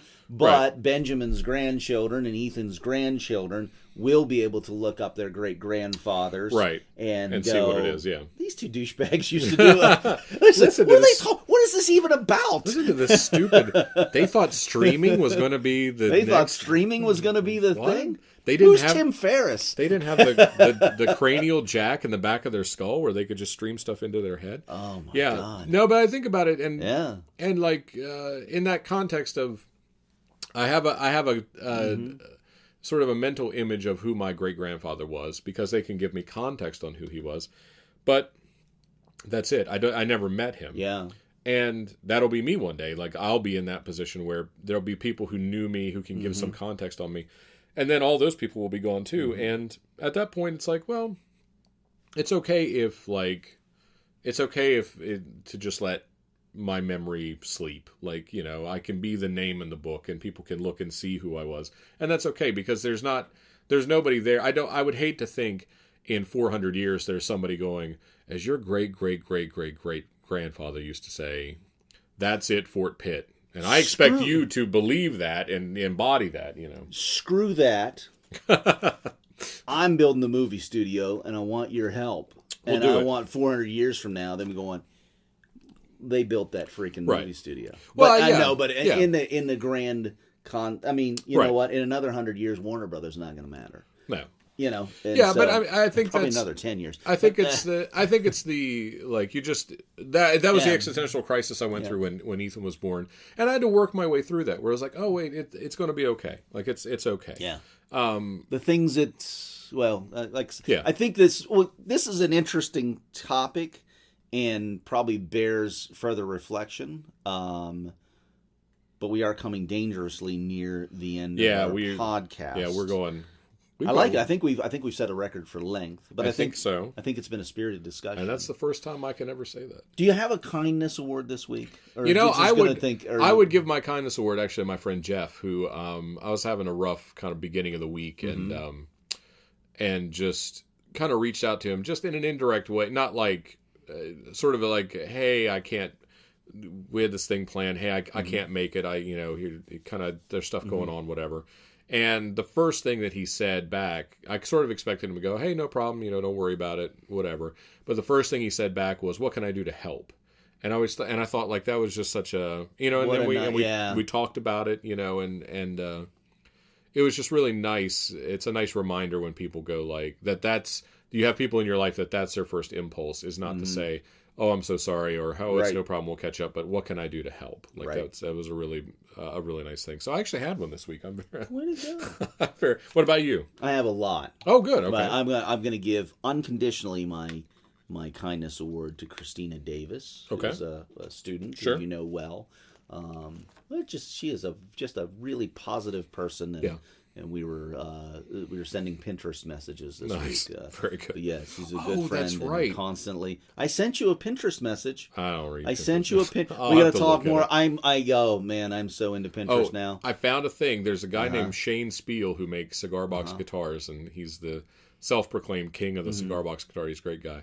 I was reading his newsletter, and what he did was you can go into Facebook, and you can globally unfollow all your friends. So you're still friends, but nothing shows up in your news feed.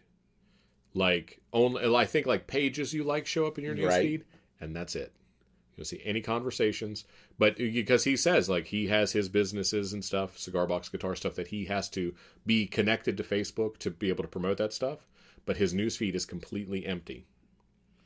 And I was like, that's a great idea. That's kind of interesting. Really good idea. But there legitimately are a few people that I do enjoy hearing. Like Christina Davis, I like hearing and that's from the her. thing. Like you can go through that and you could say like, I want this person. I want... Then you could just opt in. You opt people in rather than opt people out. You globally opt people out and then opt people in. And I was like, that's a great idea. That is a great idea. All right. Anyway, if you do it first, I may do it. Okay. But yeah, Christina's great. Yeah. Christina's that, and then also just globally, without being specifically, the Special Olympics. Nice. We didn't really get into what do we do off the grid, but that's okay. We'll double do that next time. Yeah. But the Special Olympics, it is not. I know that everybody kind of has some kind of view of the Special Olympics and what it is. I had a weekend experience with them last weekend, and if you think you know how amazing an organization is from the outside, just like, they are really sweet. They do nice aren't work. they sweet? Yeah. No, they're amazing. Yeah. You cannot. It is. The organization is brilliant. The organization is kind. The organization is brilliantly organized, and they only do good things. Right. I mean, there's just I can't say enough about being a part of that and being a part of the experience. And I just they deserve any kind of award or interest that they get. And the way that they treat the people that they serve is beyond comprehension. Yeah. How, judging people by how they make people feel. Right. Yeah. And they make some very, very special people feel a very special way about themselves. Right. That it's an empowering organization on so many levels. And I think that the really my dealings with them have been like when we would do stuff through the radio station and stuff. It's a really people know, and I mean universally, human beings know when they're being patronized. Yeah. Kids know when you patronize them. If you look at a kid and go, "Oh no, that's really good," they know if that's legitimate or not. It's not really good. And that goes to everyone. Sure. And so they're an incredibly encouraging, uplifting organization. And that genuinely, it's not looking at these folks that they help and saying, let's just tell them they did a good job. You did a really good job. No, I mean, it is as genuine and as real.